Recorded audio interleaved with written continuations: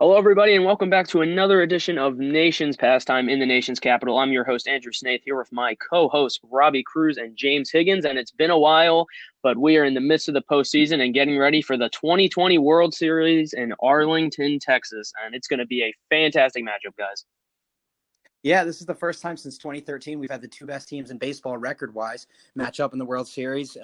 This year, with the extended playoff format, we didn't really know what to expect. It obviously left for a greater possibility of the top seeds to be eliminated early on, but clearly that wasn't the case as the two best teams in baseball prevailed this postseason and are moving on to the World Series, the Los Angeles Dodgers and the Tampa Bay Rays. After two exciting LCS series that both went 7 games, it clearly it showed who the best teams were. Two comebacks in the series. Houston almost finished a historic 3-0 comeback, and LA came back from down 3-1. I'm very excited for this World Series. I think this is going to be one of the most exciting World Series that we've seen in years. It's two very evenly matched teams and two teams that are going to be well rested in terms of only having to play a 60-game season instead of a 162-game season leading up to the postseason. Before we get into my take of the playoffs and how everything has gone, I would like to give a special shout out to the Los Angeles Lakers for winning their 17th championship.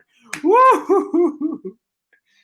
Anyways, as a Yankee fan, this is probably the worst possible outcome that could have came to me. Not only did I hate the Los Angeles Dodgers, but I obviously hated the Tampa Bay Rays. The Tampa Bay Rays just absolutely outraged me this past year.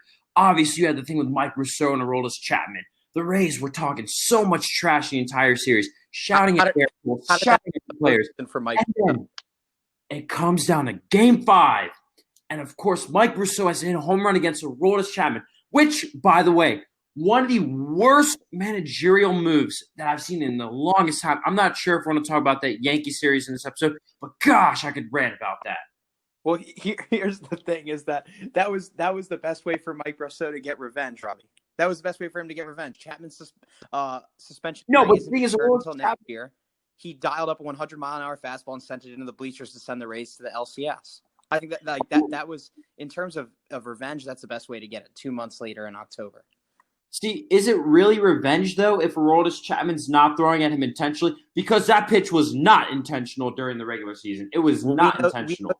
We know the mayhem that ensued, and obviously we all know the bad blood between these two teams, but it was that LDS was probably it was a great series. It was one of the best series of the postseason. One quick thing before one of you guys take over, I just want to say this Dodgers team we talked about it a lot last year. What was going to happen to the Dodgers if they didn't win the World Series last year? Well, they went out and got arguably the second best player in baseball in Mookie Betts, and now it is definitely World Series or bust. I mean, I don't know how you can come back next year if you're the Dodgers if you don't win this World Series. It's a shortened season, neutral site.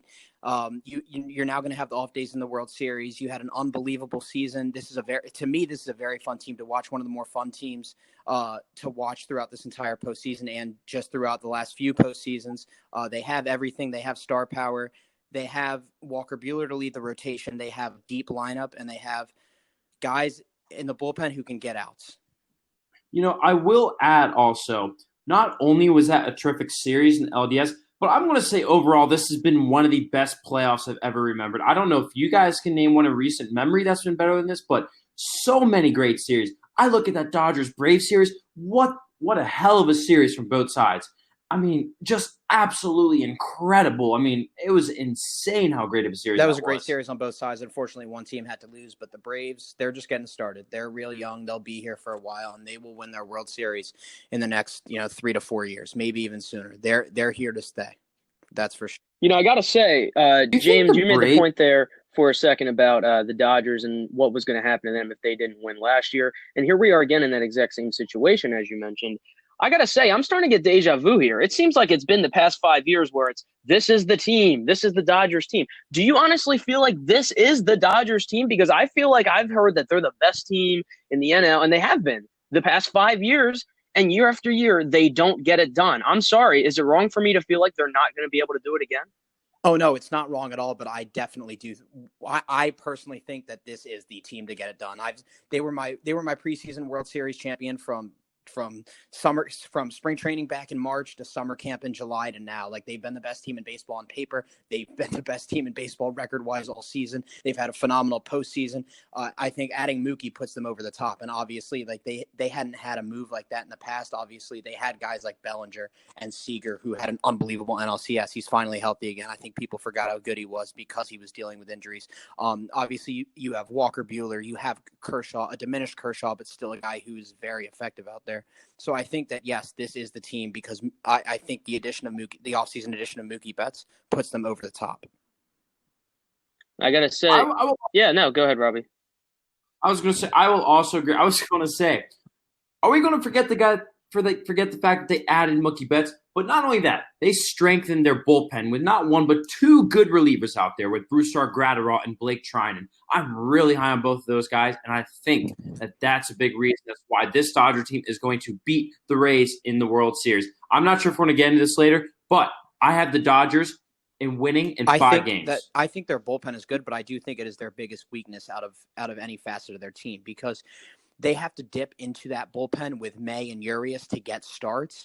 And then, yes, the off days in the series do help, but previously, like, they had to play 7 days in a row, and you saw that bullpen getting worn down in this series. So if the starters aren't able to eat up innings, I think that's the biggest concern because Kenley is not the guy he used to be. You can't rely on Trinan and Graterol to go out there every single night and pump gas and get guys out because the more an offense sees relievers, the better chance they have of figuring them out eventually. And I think we've seen that throughout this postseason. And I mean, also, when you look at the Dodgers bullpen, talking about it being their biggest weakness, compared to that Tampa Bay bullpen, it's just it's bad. I mean, because the Tampa Bay bullpen just far and above, I got to say, any other bullpen we've seen in a long time. Would you agree with that? Absolutely. I think Tampa Bay's bullpen is phenomenal. And I don't think LA's bullpen is bad. I think they're a good bullpen. I'm just saying the starters have to be able to eat innings or it could really dip into their depth because I do think they have depth in the bullpen, but the Braves had the advantage over them in the LCS with the bullpens and lost. And obviously Tampa Bay has probably the best bullpen in baseball, and they're going to be rested and they're going to be able to use their matchups better because they have off days in the series. So it'll be interesting. Hopefully Glasnow and Snell can eat innings instead of having them be glorified openers. That's one thing that's bothered me about Kevin Cash this postseason, not leaving Snell out there in Game 6 against Houston, pulling Glasnow early in a couple games when he wasn't on short rest, pulling Morton early in Game 7. Like, stop using your horses. 3 of the best starters in baseball as glorified openers. That's a good point. I will add, though, one other thing. One of the problems I have with the Tampa Bay Rays, obviously, yes, they're starting pitching, 3 of the best starters in baseball, as you said, James. Their bullpen, absolutely impeccable. You look at every single piece in their bullpen is Pete absolutely Fairbanks, incredible. Oh my gosh, I could not believe how good that Rays bullpen was. I mean, they just shut down the New York Yankees. And honestly, when the Rays and Yankees were playing in Game 5, I knew that game was over after the 6th inning, especially when Garrett Cole got taken out and the Yankees were down 2-1 because I said nobody can score on this Rays bullpen. However, the reason why I had the Dodgers winning in 5 games is because the Dodgers, I believe that Cody Bellinger figured it out last night. He really stepped up. Corey Seager, you called it, James, at the beginning of the season. I will give you every little bit of credit that you deserve because you called Corey Seager performing well. Corey Seager is going to perform really well this series. Cody Bellinger, he's going to go off. We're going to see MVP Bellinger. Mookie Betts has been absolutely incredible. Justin Turner is going to step. I believe that this Dodger lineup will be able to get ahead of the Rays starting pitching. And I believe that there will be Dodger relievers that step up after the Dodgers starters get taken out, let's say, after the 6th or 7th inning. I do think the biggest X factor, however, will be Dave Roberts managing. Guys, we've all known the past, let's say, 3 or 4 years, the Dodgers have been eliminated from the playoffs because of over-managing and mismanaging from Dave Roberts. That's the X factor right there. All 3 of us together about, like, how did we did. Yeah, I stand by it. I don't understand. We really did. We talked so much about, and I think we even said it on the show last year that following the season that we didn't think Dave Roberts should return. Didn't we mention that? Been gone after last year. I mean, that was inexcusable to pull when he did. No, oh my gosh, it's absolutely horrible. That is a case where, a lot of people always say a manager, a good manager should not affect the team and there's the positive cases where they do, but when you have a manager who makes a decision that directly impacts your team losing a game, it's inexcusable. And especially that move you were just talking Well, it's about happened last year. multiple years It in a really row. Like when he was. pulled, I'm not saying they were going to beat the Red Sox in 2018, but when he pulled Rich Hill from Game 4, that completely swung that game and series. Yeah. Because if LA wins that game, it's a 2-2 series. Who knows what happens? You at least force a Game 6. Like, and then in 2017, he pulled Hill early in Game 2 of that World Series. It's just like questionable move after questionable move in the postseason. Like, when is enough going to be enough? Because, look, Dave Roberts. It doesn't take a lot of talent to manage this Dodgers team. Let's just say that. Like No. I think you could pretty much pluck anyone out and they could manage this Dodgers team. Yeah, they don't have any weaknesses. But like, I will also admit, I taking Dustin May out after the first inning. I understand yesterday was Game 7, but gosh, he pulled the trigger really quickly there. I understand Game 7 he was a little bit wild, but still after the first inning, because he was only on one day of full rest and he threw I believe 45 pitches on Friday. They said they just wanted him to get through the top of the lineup once, so then Gonsolin would only have to face them once. It was a weird sort of strategy, like almost like why you start Gonsolin and then just bring May in later on. Like the strategy around it was weird in terms. Did you see what the Rays did in Game 5 of the ALDS against the Yankees? How Kevin Cash was managing the bullpen that game? He only let Glasnow face the lineup once on 2 days. Yeah, exactly. He was consistently changing pitchers so the lineup didn't see them more than once. I personally think that's a good idea. I'm not going to lie. I liked that. I do like that idea overall, but I think Kevin Cash tries to get too smart, like we saw in Game 6 against the Astros when he pulled. Okay, Snell was at 82 pitches through 3 2/3. Yes, there were 2 men on base, and he didn't. But Springer was coming up, and Cash didn't want him to face the lineup for a third time. But guess what? There were 2 outs. He still hadn't given up a run all night, and he was very effective in Game 1 of the series. Blake Snell isn't some scrub. He's a former Cy Young Award winner and one of the handful of great elite pitchers in baseball. Why not let him go out face Springer? Because the bullpen was overused. They didn't have any off days, and they had seen Diego Castillo so many times that Springer lit him up. And Altuve lit him up. Like when sometimes the Rays try to get too smart, and it bites, and it really bites them. Fortunately for them, they won the series. But that's the one thing to watch out for is will Cash have too short of leash on his starting pitchers? Is it really, though, possible to get too smart, though, when you take a look at this bullpen? And this is actually something I've wanted to discuss here and something I've discussed with a couple people. When you look at baseball, I guess the word I'm looking for is through a mainstream lens. If you're just someone who follows all 4 sports and you're a fan of your local team and you know the bare basics about baseball and their players, you look at this Rays bullpen, do you recognize any of the names of it? Like if you're not like a people like us, but if you're just a mainstream fan, I'd say you don't recognize a single person in there. Is that wrong? Probably not. I agree. And I just think that it's absolutely astounding that just year in and year out, the Rays have been able to compete, make the postseason, and contend with players like this. I want to especially call out a guy who, as frustrated as this makes me to say, was in the Phillies farm system on the Iron Pigs last year. He had a 10 ERA in his 2 appearances before he was released. The Rays picked him up in 2020, and he has been one of their best relievers this year. Do you know who I'm talking about?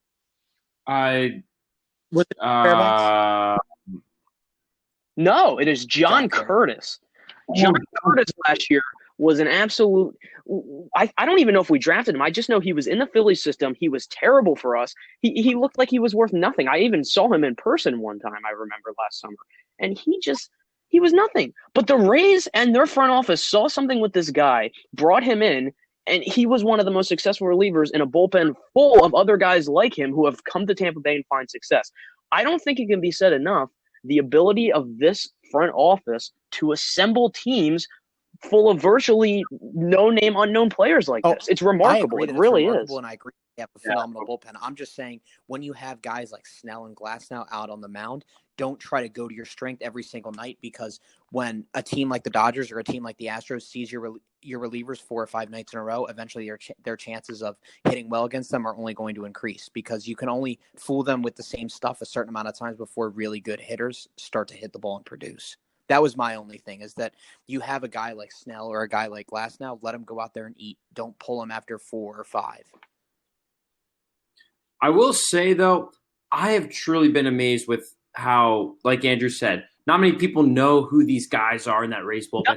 No one knows who these guys are. No, and honestly, that might be one of the reasons why they're so maybe that's just Ray baseball for you. An average baseball fan doesn't know half of the players on Tampa Bay Rays because their payroll's so low. They usually don't sign the big name free agents. They usually don't make any big moves. They make a lot of under the radar moves, like the Oakland A's were in the early 2000s. And honestly, I think it has a lot to do with advanced analytics. I think we got to give Kyle Snyder some credit. I think we got to give Kevin Cash some credit with the way he's managed everybody. And honestly, I think that's a big reason why they're good. Coaching, analytics, and just flying under the radar. No pressure on these guys because they play on the Tampa Bay Rays. A lot of guys thrive when there's no pressure on them, as we all know. No doubt, they're a great team. Kevin Cash has done a great job. I don't want my points earlier to get away from that. I really do like this Tampa Bay team. Kevin Cash has done a great job. Kyle Snyder does a phenomenal job with that pitching staff. The front office has done a great job building a contender. Like, look at the emergence of Randy Arozarena. I doubt anyone knew who he was going into this year, and he has been absolutely on fire this postseason. Can you guys name one Rays pitcher who was on Tampa Bay Rays and really struggled, left, and then figured it out? Because I can't think of anybody who had that circumstance. Who struggled in Tampa Bay? No. That's what no. Everyone did well in Tampa Bay and then struggled elsewhere once they left. Yeah, really the only guy who didn't was David Price. Like, he was yes, I think that was a different situation. Tampa, but he still is a very good starting pitcher. Oh, well, no doubt. But that's a very good point, because anyone I can think of, and not only the fact that they didn't do better when they left Tampa, I think you also have to commend Tampa for, and this is something I think a lot of organizations can't do, is moving on from their star players at the right time. Think about how many of their, quote, star players that they were able to just put aside their feelings for and ship out for different trade pieces along the way when the time was right. Think about Evan Longoria. He was the face of that franchise. He's the greatest player ever play for the Tampa Bay Rays. Am I wrong about that? No, they shipped him off. Yeah, and they shipped him off to the San Francisco Giants to the dismay of a lot of fans. Well, I guess whatever fans they did have. Guys like Chris Archer. That was at the time, I know a lot of people who knew baseball thought that was a good trade. I mean, you got Glasnow and Meadows, but if you're just a casual Tampa Bay Rays fan, that's a tough move to explain when you get two guys who maybe you've never heard of and you have an established guy with Chris Archer. Moves like this, it really demonstrates their ability to move on from their, quote, star players when the time is right. Something I think a lot of organizations get too nostalgic and want to hold on to a certain core and great franchise players. I think an example of this is you could look at so many different examples of this. Teams who won a World Series or got to a World Series and for nostalgic reasons, one or the other, didn't want to get rid of them. I mean, heck, how long has Ryan Zimmerman kept playing for the Washington Nationals? You know what I mean? It's cases like that. Or another good example, the fact that when Chase Utley's contract expired, I think it was 2013, all the fans wanted to re-sign him, and they did, but he was spent at that point. The man had 2 knee surgeries. He was done, but they gave him a giant contract anyway. It's just little things like that. I think the Tampa Bay Rays have never found themselves. Yeah, and they're a smart organization, and they're going to be here for a while with that bullpen, with their starting pitching led by Snell and Glasnow. They're not going away even if they lose this series. No, not at all. They're not going anywhere for a long time. The casual baseball fan, might not be exciting, but I watch a lot of Rays baseball because they're in the AL East. They play the Red Sox a lot. Honestly, they're not as boring as people would think. I love the starting rotation. I love Tyler Glasnow. If he can get a third pitch and just develop more command of his stuff, you're looking at an elite pitcher in this game for a long time.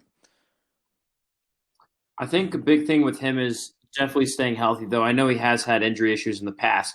Obviously, we all know last year he suffered the big injury against the Yankees, missed half of the season. But my concern with Glasnow is, I don't know, when he pitches, it looks like he just puts everything he's got into it sometimes. I mean, I look at so many starting pitchers who throw as hard as he did, laser fastball. So many starting pitchers threw 100 miles an hour. You don't typically see starters who throw that hard last that long in baseball. That is my only concern with him. But I definitely do agree, James. He is definitely a special talent, especially if he can get that. Yeah, and I think pitch. Just going into this World Series, Kershaw's going to get the ball tomorrow. I believe it's going to be Glasnow for Tampa Bay. I think the biggest thing is how will Kershaw hold up? How will his back hold up? Can he give you 2 starts? And then hopefully Walker Buehler's blisters continue to get better. But after that, who's going to give the Dodgers depth? Is it going to be Urias again, or are they going to have him go out there for a start? He did a phenomenal job in relief last night. 9 up, 9 down, 3 innings, phenomenal job. He did. Is it going to be Dustin May? who's it going to be to eat innings in important starts for them because to fall behind.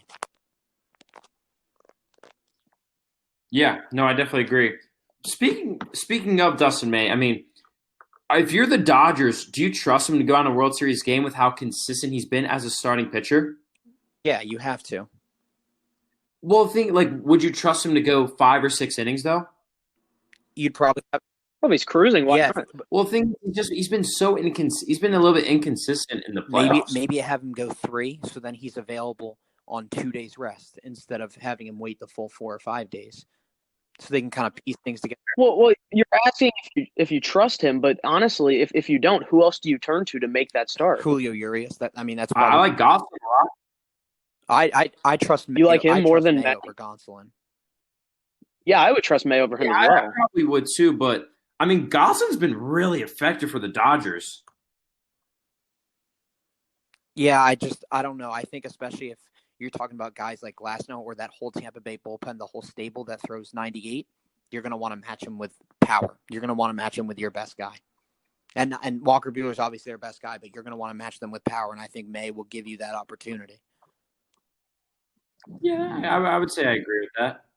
That's fair. Yeah, I think that's what it comes down to. I don't know. I would trust him more than that, but you're right. He certainly has been effective in the appearances that he has made.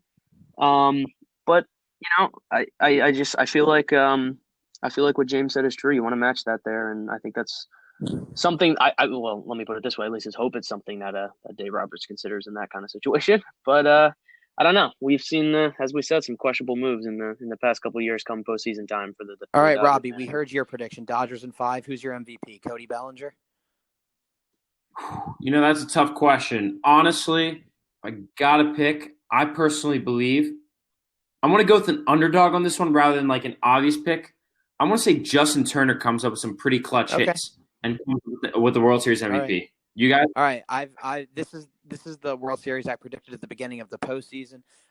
These are the 2 best teams in baseball. I'm very excited for this series. I think the Dodgers are the best team in baseball, and this is their year. And this is their year to do it. They have to get it done this year. There are absolutely no excuses. I've got the Dodgers in 6. I've got Mookie Betts winning World Series MVP. He made 2 unbelievable catches in Game 6 and 7 of the NLCS. The catch last night to Rob Friedman was unbelievable. I think the Game 6 catch was even better. I think he'll come up with another big defensive play. He'll come up with timely hitting and will lead the Dodgers to their first World Series since 1988. That's fair. What do you got, Andy? All right. Well, in hopes of defending my legendary status of predicting World Series MVPs, I'm going to go ahead and let me put it this way. A week ago, before the LCS series started, I had Rays over Braves in 5, and obviously that's not going to happen. Now that it's the Dodgers, it's a little bit of a different story. I have the Rays in 7. I like it, and I really do think it's going to come down to pitching depth, and I can't look at these teams and give it to the Dodgers when it comes down to that. I could be completely wrong. But I think more often than not, when you see long, drawn-out series, the team with the greater pitching depth is the one that comes out on top. I'm giving it to the Rays in 7. And for MVP, I'm giving it to Westchester, Pennsylvania native, Mr. Joey Wendell. Man is an absolute stud. He's going to come up, and he's going to have a fantastic World Series. I have a quick question for you guys. If the Rays win the World Series and they're allowed to bring fans to their parade, how do you think it's going to look? I don't know what to expect out of that. No, the Lightning just had their what? parade It is Florida, so they get it. That's true, yeah. How was that? Was the turnout I have okay? No idea, but the Lightning just had their parade. The Bucks have Tom Brady, and the Rays are in the World Series. Is Tampa Bay the sports capital of the world? I guess in October 2020 it is. I just don't know. It sure is. The fan base there. They all show. How many people? They all show up in the postseason. They just never show up during the regular season. I think there was – I don't remember who was telling me, but there was a deal last year for the Rays. You could get something like every home – I think it was every home game, first-level seats for the Rays for under – I think it was well under $1,000. It was a ridiculous deal. And this was like walk up and decide you wanted to go to the game the night of, and you were guaranteed a seat. And this was last year. The Rays were good last year. It's really the Rays sad. have been good. It's remarkable. It is sad. It's sad for these players. I mean, you remember what Tommy Pham said before he was traded. it was an a-hole comment, but it was true. It really was. Remember what he said? What was Do that? you remember what Logan Morrison said when they asked him if playing with no fans would bother him? He said, "I played for the Rays. I know what it's like having nobody in the stands." It's just sad. It really is. It's just sad because, like I said, and I've always made this argument with Robbie, and he gets really mad when I say this, but I always make the argument, I think this is relevant here, that if Derek Jeter was on the Rays, he wouldn't have been as hailed as he was. And I stick by that. It's a shame. It's just it's not a big market. There's not a lot of fans there, and I do honestly feel that if these players, or if you took this roster and put it on a different team, I do think some of them would be more well-known, more mainstream, more considered stars. And they do have stars on this team. And it's a shame. I hope winning the World Series, I hope they do win the World Series because I think that's going to be what it takes. Hopefully, for them no matter what, the spotlight finally will turn to Tampa Bay, to some of these guys. I hope so. Andrew, have you not seen how popular Randy Arozarena has become? Have you not seen how popular Chris Archer was at the trade deadline? Have you not seen how popular and how big David Price was when he was a Tampa Bay Ray? Tampa Bay Rays can be popular, and you know what? Derek Jeter, if he were a Tampa Bay Ray, he would definitely be well known because these guys have been heard of. All right, Robbie, but the problem is you're looking at this through a lens of a baseball addict like we are. If you look through the lens of a sports fan, you think ESPN is out there milking Randy Arozarena? No, they probably showed his highlight for 2 seconds and went on to talking about LeBron James again and what he ate for breakfast. I was watching ESPN the other night, and they were talking about Randy Arozarena's MVP. They were talking about Tyler Glass now. They talk about Tampa Bay Ray players. We can't ignore them. I'm not saying they don't talk about it. I'm saying it's not the same level. There's a reason that almost every Sunday night matchup is Yankees, Red Sox, Yankees, whoever. And I'm not saying there's anything wrong with this. It's just how it is. And I firmly believe that, and I hope that if they win the World Series, it's going to be what they take to finally become a mainstream team that people know that there are stars on, and they get the recognition they deserve because it's a talented group of people. And you know what? And also the franchise really deserves it. They've been through so much, and I want them to win just because this is going to sound crazy. I feel bad for 2008. The Philadelphia Phillies owe Tampa Bay Rays a debt that they can never pay. Do you know why? Because if the Phillies would have faced the 2008 Red Sox, they would not have won the World Series. And I firmly believe that breaks my heart because they would have absolutely dusted the Phillies. I think everyone. They would have destroyed the Phillies if it wasn't for the Rays beating those Red Sox in that LCS in 7 games. Yeah, there's no way in hell the Phillies are winning the World Series. So we owe the Rays a debt of gratitude. We can never repay that. The least I can do is root for them to win the World Series this year. I agree.